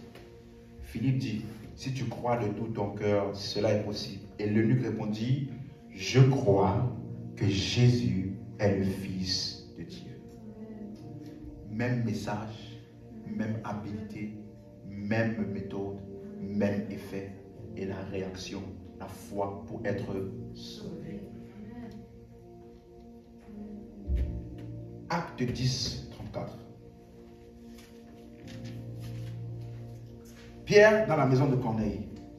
Alors Pierre, ouvrant la bouche, dit, en vérité, je reconnais que Dieu ne fait exception de personne, mais qu'en toute nation, celui qui le craint et qui pratique la justice lui est agréable. Il a envoyé la parole aux fils d'Israël en leur annonçant la paix par Jésus-Christ qui est le Seigneur de tous. Vous savez ce qui est arrivé dans la Judée après avoir commencé à Galilée à la suite du baptême que Jean a prêché. Vous savez comment Dieu a oint du Saint-Esprit et de force Jésus de Nazareth qui allait de lieu en lieu, faisant du bien et guérissant tous ceux qui étaient sous l'empire du diable, car Dieu était avec lui. Nous sommes témoins de tout ce qu'il a fait dans le pays des Juifs et à Jérusalem. Ils l'ont tué en le pendant au bois. Dieu l'a ressuscité le troisième jour et il a permis qu'il apparût, non à tout le peuple, mais aux témoins choisis d'avance par Dieu, à nous qui avons mangé et bu avec lui après qu'il fut ressuscité des morts. Et Jésus nous a ordonné de prêcher au peuple et d'attester que c'est lui qui a été établi par Dieu, juge des vivants et des morts. Tous les prophètes rendent de lui le témoignage que quiconque croit en lui reçoit par son nom le pardon des péchés. Waouh! Il a parlé de quoi? C'est pas dans la vie. Il est parti, c'est un centenier romain, Corneille. Il a prêché Christ. Il a mentionné les miracles de Jésus pour lui montrer que c'était un homme extraordinaire. Mais après, il a dit, tout ça là, c'est parce que il doit être celui qui devait mourir, être enseveli, ensuite ressusciter. Et tous les prophètes ont rendu témoignage que quiconque croit en lui reçoit par son nom, quoi? Le pardon des péchés. Même message, même méthode. Comment est-ce que l'habilité de l'esprit a fonctionné? Verset 44. Quand Pierre prononçait encore ces mots, quand Pierre chantait encore, quand Pierre faisait quoi? Il prononçait encore ces mots. Qu'est-ce qui s'est passé? Le Saint-Esprit descendit sur tous ceux qui écoutaient la même habilité, parce que ça accompagne toujours le même message et la même méthode. Pas d'innovation. Acte 13. Paul maintenant. Paul qui n'était pas là au temps de Jésus. Acte 13, verset 16. Paul se leva, ayant fait signe de la main, il dit, hommes israélites, et vous qui craignez Dieu, écoutez, le Dieu de ce peuple d'Israël a choisi nos pères, et il mit ce peuple en honneur pendant son séjour au pays d'Égypte, et il en fit sortir par son bras puissant. Ça c'est où ça? Exode. Vous suivez? Il est nourri près de 40 ans dans le désert. Exode. Et Nombre. ayant détruit cette nation au pays de Canaan, il leur accorda le territoire comme propriété, la terre promise, Canaan. Après cela, durant 450 ans environ, il donna des juges jusqu'au prophète Samuel. Ils demandèrent alors un roi et il leur donna pendant 40 ans Saül, le fils de Kis, de la tribu de Benjamin. Puis, l'ayant rejeté, il leur suscita pour roi David, auquel il a rendu ce témoignage. J'ai trouvé David, fils d'Isaïe, homme selon mon cœur, qui accomplira toutes mes volontés. C'est de la postérité de David que Dieu, selon sa promesse, a suscité à Israël un sauveur qui est Jésus. Avant sa venue, Jean avait prêché le baptême de repentance à tout le peuple d'Israël. Ça, c'est Jean-Baptiste. Et lorsque Jean achevait sa course, il disait, je ne suis pas celui que vous pensez, mais voici après moi vient celui des pieds duquel je ne suis pas digne de délier les souliers. Homme frère, fils de la race d'Abraham, et vous qui craignez, c'est à vous que cette parole du salut a été envoyée. Car les habitants de Jérusalem et les chefs ont méconnu Jésus en le condamnant. Ils ont accompli la parole des prophètes qui se lisent chaque sabbat. Paul dit que les paroles des prophètes que vous lisez chaque jour lors du sabbat là, c'est exactement ça que vous avez accompli en tuant Jésus. Donc vous lisez ça, mais vous ne comprenez pas. Donc, regardez bien, hein, verset 28. Quoi qu'il se trouvasse en lui, rien qui ne fût digne de mort, ils ont demandé à Pilate de le faire mourir. Et qu'après qu'ils eurent accompli tout ce qui est écrit de lui, il le descendit de la croix et le déposait dans un sépulcre. 30. Mais Dieu l'a ressuscité des morts et il est apparu pendant plusieurs jours à ceux qui étaient montés avec lui de la Galilée à Jérusalem et qui sont maintenant ses témoins auprès du peuple. Et nous vous annonçons cette bonne nouvelle, que la promesse faite à nos pères, Dieu l'a accompli pour nous, leurs enfants, en restant Jésus, selon ce qui est écrit dans le psaume 2e. Tu es mon fils, je t'ai engendré aujourd'hui. Psaume 2. Qu'il est ressuscité des morts, de cette sorte qu'il ne retournera pas à la corruption. C'est ce qu'il a déclaré en disant, je vous donnerai des grâces saintes promises à David, ces grâces qui sont assurées. 35. C'est pourquoi il dit encore, tu ne permettras pas que ton sein voie la corruption. Or, David, après avoir en son temps servi au dessein de Dieu, est mort, a été réuni à ses pairs et a vu la corruption. Paul n'était pas là quand Jésus enseignait les Écritures aux disciples. Mais il a eu la même conclusion du même psaume 16 là. Tu ne permettras pas que ton nom voie la corruption. Paul a exactement utilisé le même passage pour la même implication dans la résurrection de Jésus. Vous me suivez? Parce que c'est l'esprit, le même esprit. Vous me suivez? 37. Celui que Dieu a ressuscité n'a pas vu la corruption. Sachez donc, homme frère, que c'est par lui que le pardon des péchés vous est annoncé. Et que quiconque croit est justifié par lui de toutes les choses dont vous ne pouviez être justifié par la loi de Moïse. Ainsi, prenez garde qu'il ne vous arrive ce qui est dit dans les prophètes. Voyez, contenteurs, soyez étonnés et disparaissez, car je vais faire en vos jours une œuvre que vous ne croirez pas si on vous la racontait. Lorsqu'il sortit, on les pria de parler le sabbat suivant sur les mêmes choses. Vous voyez ça? Ils ont dit, franchement, c'est lourd. C'est trop fort. Tu sais quoi? Reviens l'autre semaine encore. Redis encore ça. Parce qu'il faut que vraiment on arrive à assimiler tout ce que tu as dit là. Parce que là, tu es en train de détruire et de déconstruire tout ce que nous on a cru. Rappelez-vous, il a dit au début, homme israélite. Donc il est parti de la synagogue. Et il a montré aux Juifs là, qui croyaient en Moïse, que Moïse là, ne peut rien vous justifier. Il dit, celui qui croit en Jésus, vous serez justifié de tout ce dont vous ne pouviez être justifié par la loi de Moïse. Donc le Moïse que vous idolâtrez là, lui là, il ne peut rien faire pour vous.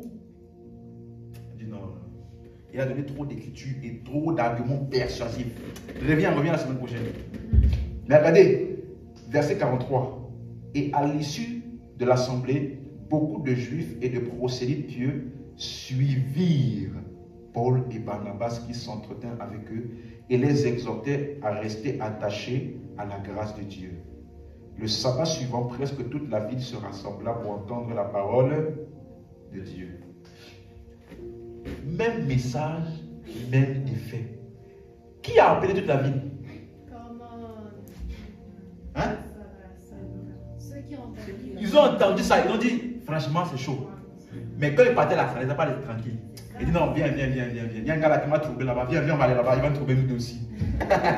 Et la Bible dit que toute la ville se sont réunies pour la parole. Pour la parole. Donc si tu pensais que c'est seulement les miracles qui attirent les foules, la parole. Dis Amen. Amen. Dernier verset. Acte 17, verset 24. Vous allez voir maintenant un petit contraste. Et ça c'est pour aider quelqu'un. Tout à l'heure, dans Acte 13, Paul prêchait à des juifs. N'est-ce pas? Maintenant, ici, là, on va voir, il prêche à des païens. Vous allez voir le langage qu'il va utiliser. C'est le même message. Mais regardez. Acte 13, verset 24. Acte 17, pardon, verset 24. Le Dieu qui a fait le monde et tout ce qui s'y trouve, étant le Seigneur du ciel et de la terre, n'habite point dans des temples faits de mains d'hommes. Il n'est pas servi par des mains humaines, comme s'il avait besoin de quoi que ce soit. Lui qui donne à tous la vie, la respiration, toutes choses. Il a fait que tous les hommes sortis d'un seul sang habitassent sur toute la surface de la terre, ayant déterminé la durée des temps et les bornes de leur demeure. Il a voulu qu'ils cherchassent le Seigneur et qu'ils s'efforçassent de le trouver, en tâtonnant, bien qu'il ne soit pas loin de chacun de nous. Bon, ça, on a déjà interprété ce verset, ce texte-là, n'est-ce pas? Donc maintenant, verset 28. Car en lui nous avons la vie, le mouvement et l'être. Ici, Paul est en train d'exposer une connaissance de Dieu générale. Tu ne peux pas dire que tu crois en un Dieu et lui, il est cadenassé dans un temple. Suivez? Et maintenant, verset 28, il dit, c'est ce qu'ont dit aussi quelques-uns de vos poètes. De lui, nous sommes la race. Donc, Paul, suis-moi, a utilisé ce en quoi il croyait pour les amener à la compréhension que même dans ce que vous croyez là, ça ne peut pas être la vérité totale. Mais la vérité est dans ce que je vous annonce. Donc, il déconstruit d'abord leurs anciennes croyances basées sur leurs propres documents. Vos poètes ont dit, nous sommes de la race de Dieu. Vous suivez? Regardez l'argument de Paul, verset 29. Ainsi donc, étant de la race de Dieu, nous ne devons pas croire que la divinité soit semblable à de l'or, à de l'argent ou de la pierre, sculptée par l'art et l'industrie de l'homme. Qu'est-ce que Paul disait? Il disait, dans vos propres écrits, de vos propres poètes, ils disent clairement que nous sommes de la grâce de Dieu. Est-ce que nous là, si on est de la grâce de Dieu, est-ce que nous sommes faits d'or? Est-ce que nous sommes faits de pierre? Alors comment est-ce que nous sommes de la grâce de Dieu et vous représentez Dieu par l'or? Vous me suivez? Donc il est contredit dans leur propre croyance pour ensuite introduire la croyance de Christ. Ça, c'est ça que nous on fait. Amen, amen.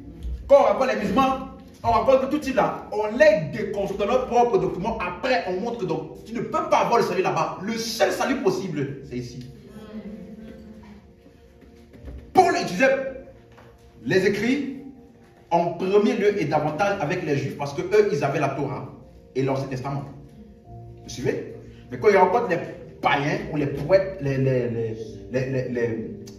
païens, ils cherchent à savoir quelle est votre croyance là. Et je vais te montrer par ta croyance que ce qu'il faut croire là, c'est ce que nous on prêche ici. En te montrant que ce en quoi tu crois là ne peut pas être la vérité. Est-ce que vous me suivez? Regardez. Verset. On s'est arrêté où? Verset 30. Dieu, sans tenir compte des temps d'ignorance, annonce maintenant à tous les hommes en tout lieu qu'ils aient à se repentir, parce qu'il a fixé un jour où il jugera le monde selon la justice par l'homme qu'il a désigné, ce dont il a donné à tous une preuve certaine en le ressuscitant des morts. Là, il commence à entrer dans l'évangile, la résurrection de Jésus. 32. Lorsqu'ils ont entendu parler de la résurrection des morts, écoutez-moi, toujours le même effet. Qu'est-ce qui s'est passé? Les uns se moquaient. Les autres dirent, nous t'entendrons là-dessus une autre fois. Mais la suite, 33. Ainsi, Paul se retira du milieu de 34. Quelques-uns néanmoins s'attachèrent à lui et le même message, le même effet. Lorsqu'ils ont entendu parler de quoi? La résurrection. Certains se sont moqués. D'autres ont dit, reviens. Ça a commencé à pénétrer, reviens encore. Mais d'autres là, ils ont cru. Parce qu'il y a toujours un effet. Même dans ceux qui sont moqués là, il y a toujours un effet. Si c'était vraiment sans effet, il n'allait avoir aucune réaction. Vous me suivez? Il y a des gens là, lorsque ils sont dans un endroit où ils sont humiliés, vous allez voir, ils allaient rire comme ça. Pourquoi il rit comme ça? Parce qu'en lui-même là, il n'est pas bien. Vous suivez? Donc chacun réagit à sa manière. Mais il y a toujours quelque chose qui se passe à l'intérieur. Donc voilà pourquoi Paul dit, dans 1 Corinthiens maintenant, chapitre 1, verset 17. Donc, on a vu Actes 2, 4, 5, 8, 10, 13, 17. Est-ce que tu as vu les circonstances de la vie là-bas? Non. Hein? Non. Tu as vu les chants? Tu as vu les concerts?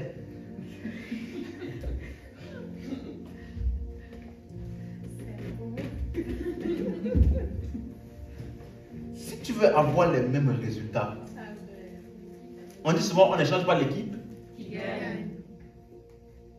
Pourquoi innover?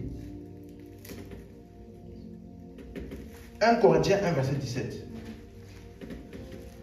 Ce n'est pas pour baptiser que Christ m'a envoyé, c'est pour annoncer l'évangile, et cela sans la sagesse du langage, afin que la croix de Christ ne soit pas rendue vaine. Le mot vaine là, c'est le mot kéno, qui veut dire rendre vide, rendre sans effet, rendre inutile. Lorsque tu compromets le message ou alors la méthode, il n'y a pas de salut possible. Est-ce que tu m'entends? Regardez, dans Romains 4, verset 14, il dit, si les héritiers sont par la loi, la foi est vaine. Donc la loi là nullifie la foi. Tu ne peux pas être en même temps dans la loi et la foi. Vous suivez? Donc il est en train de dire que si tu cherches un héritage par la loi, par tes performances, tes efforts, tu es en train de nullifier la foi. C'est le même mot, vaine. Donc 1 Corinthiens 9, verset 15. J'aimerais mieux mourir que de me laisser enlever ce sujet de gloire. Donc il avait un sujet de gloire dans lequel c'était possible par des choses qu'il allait faire par la suite de lui enlever cela. Donc il est possible par ton action de nullifier l'œuvre de la croix, de nullifier la puissance et la contenance de ce message-là. Rendre vain. Un autre passage où c'est utilisé, 2 Corinthiens 9, verset 3, afin que l'éloge que nous avons fait de vous ne soit pas réduit à néant. Réduit à néant. Ça veut dire que tout ce que Christ a fait là peut être réduit à néant. Si au lieu de prêcher l'œuvre de la croix, tu utilisais la sagesse du langage. Philippiens 2, 7, il s'est dépouillé. Il s'est dépouillé. Est-ce que vous suivez? Tout ce qu'il avait comme gloire a été enlevé. Et il est venu comme un simple homme. C'est la même chose que tu vas faire si tu, au lieu de prêcher Christ, tu fais autre chose. Donc lorsque tu compromets le message, suis-moi, et la méthode, et que tu utilises la sagesse du langage, en fait tu es en train de rendre la croix vaine. Et s'il n'y a pas de message, il n'y a pas de salut. M'as suivi? Lorsque au lieu de prêcher l'évangile tel qu'il est, tu commences à chercher à améliorer les choses, chercher à sonner bien mieux, chercher à être accepté. Lorsque tu fais ça, tu es en train de rendre l'œuvre de la croix inutile. Est-ce que vous me suivez? Ce n'est pas là oratoire. Et il dit même, ce n'est pas pour baptiser. Comment ça dit? Donc, si lorsque tu prêches l'évangile, il n'a pas plu à Dieu de prêcher, de sauver les croyants par la folie du baptême d'eau.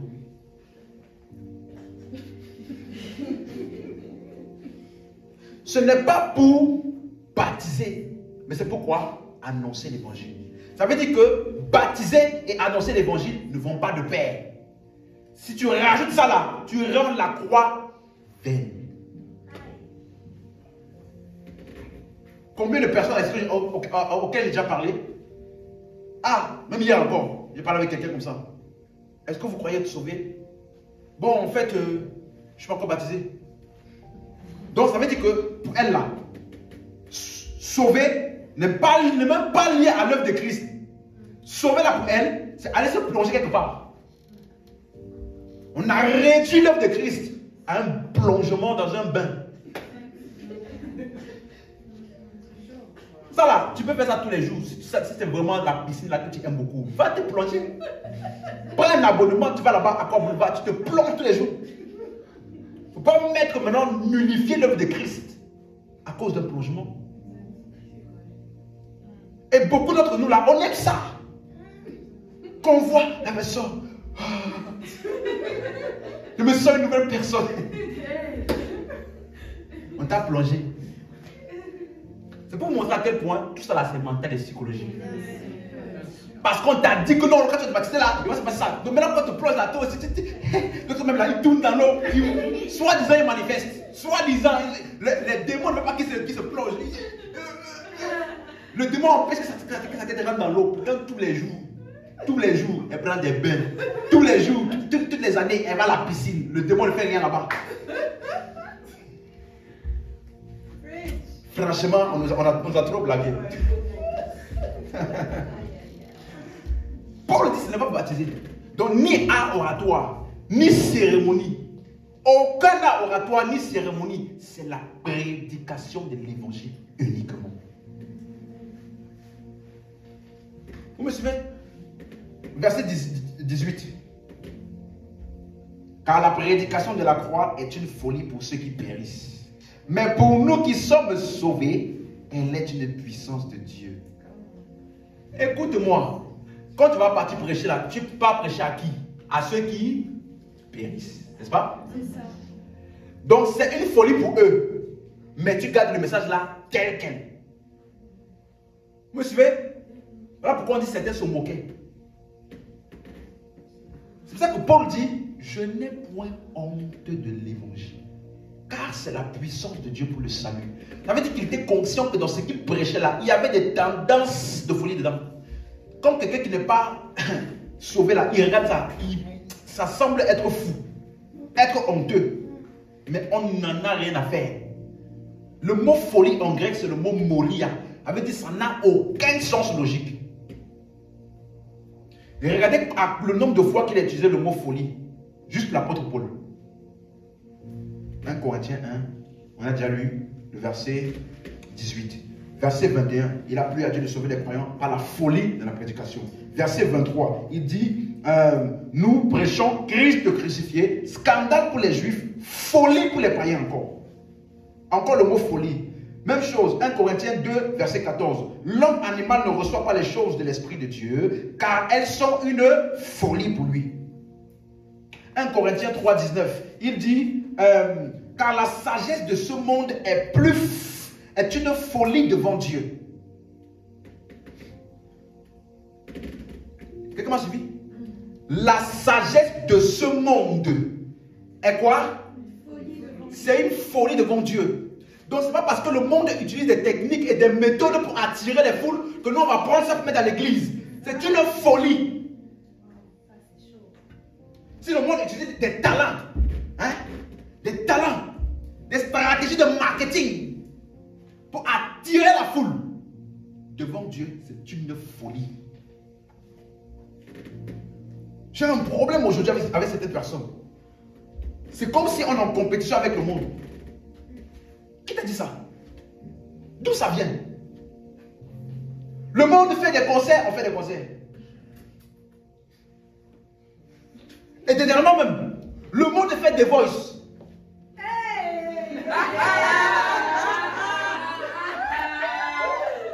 Je parle.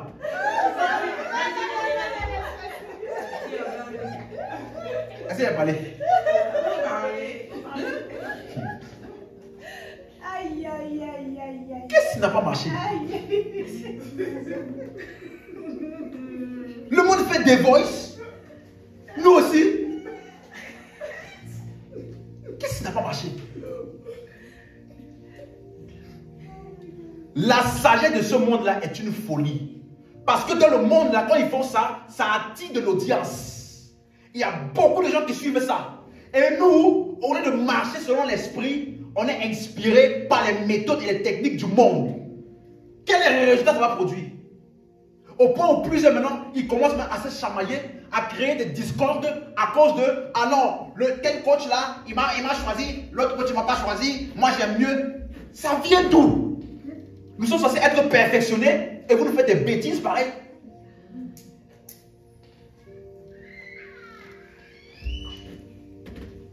Est-ce que vous me suivez? La sagesse de ce monde est une folie devant Dieu. Ce que Dieu appelle folie là, c'est ce que le monde trouve comme étant sage et rusé. Et ce que le monde appelle fou là, c'est ça que Dieu appelle sage. Et il disait, de nos jours là, vraiment l'église de nos jours évolue. Hein. Franchement, c'est mieux maintenant. Un païen, hein. L'église maintenant, ils organisent des concerts, ils organisent des voices, ils organisent tout ça. Franchement, c'est mieux maintenant à l'église que d'aller s'asseoir là-bas pendant je ne sais pas combien d'heures là, tu écoutes ta parole, après ça tourne ton cerveau. Donc, regardez à quel point les païens. Et vous pensez qu'on va produire quel type de chrétien? C'est ça. Moi, c'est ça que je veux savoir. C'est quel type de chrétien on va produire. Si les apôtres de Jésus faisaient ça là, on était foutus. Ça là, c'est la vérité. La méthode de Dieu pour le salut, c'est la prédication. Et l'excellence dans le ministère, c'est le message. Vous me suivez? Tu n'as pas le droit, personne n'a le droit, peu importe à quel point on a fait ça depuis longtemps, personne n'a le droit de transformer l'évangile en film, en théâtre. Personne. Le message de l'évangile ne peut pas être communiqué par un court-métrage. Le message de l'évangile ne peut pas être communiqué par une pièce de théâtre. L'évangile là ne concerne pas les circonstances de la vie. Donc, ce n'est pas pour faire de toi un homme meilleur dans la société. Est-ce que vous me suivez? Parce que j'écoutais un homme de Dieu, bon, un homme de Dieu, je l'écoutais, il disait qu'il y a un certain homme de Dieu qui a dit que si ta religion ne permet pas l'avancement de la société et n'impacte pas la société pour qu'elle soit une meilleure société, ça veut dire que votre religion là, elle est bancale. Ça veut dire que la religion de Jésus était vraiment très bancale. Parce que là, l'Israël était sous la domination romaine. Les disciples n'étaient pas riches avant qu'ils ne viennent. Quand il est venu là, ils n'étaient pas riches toujours. Et Israël était toujours sous la domination romaine.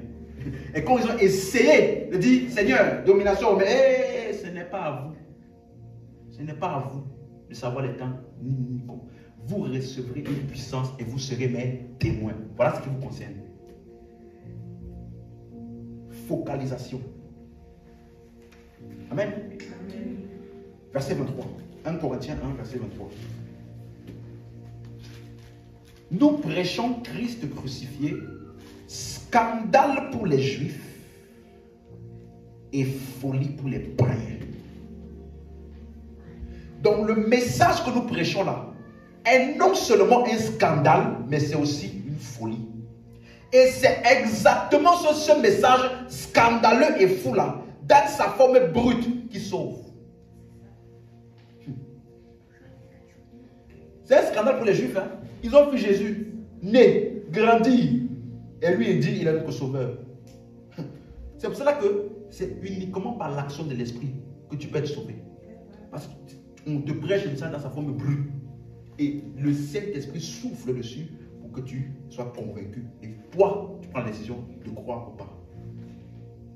Il ne faut pas chercher à innover. Nous sommes intransigeants avec le message et la méthode. Est-ce que vous me suivez?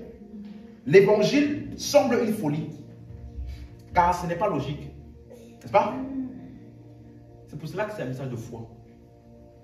Si c'était très logique pour tout le monde là, tu n'aurais pas eu besoin de la foi.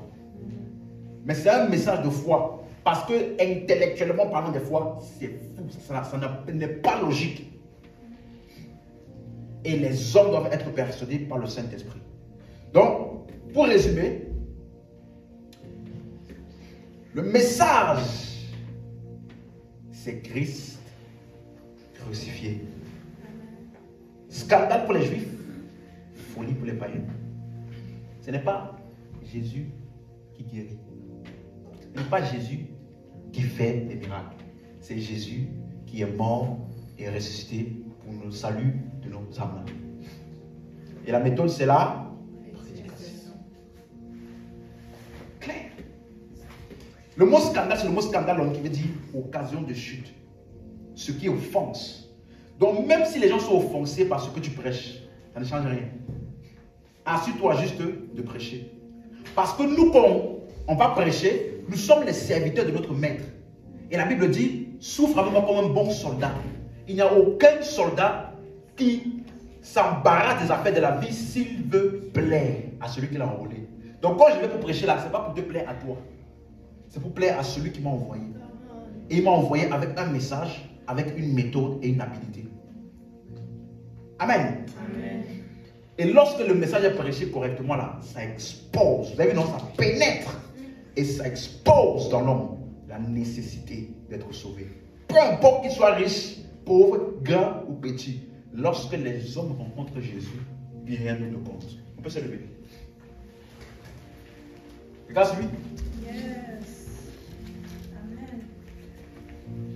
La sagesse de ce monde est une folie.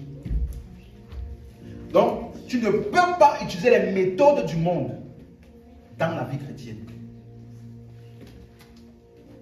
Regarde celui.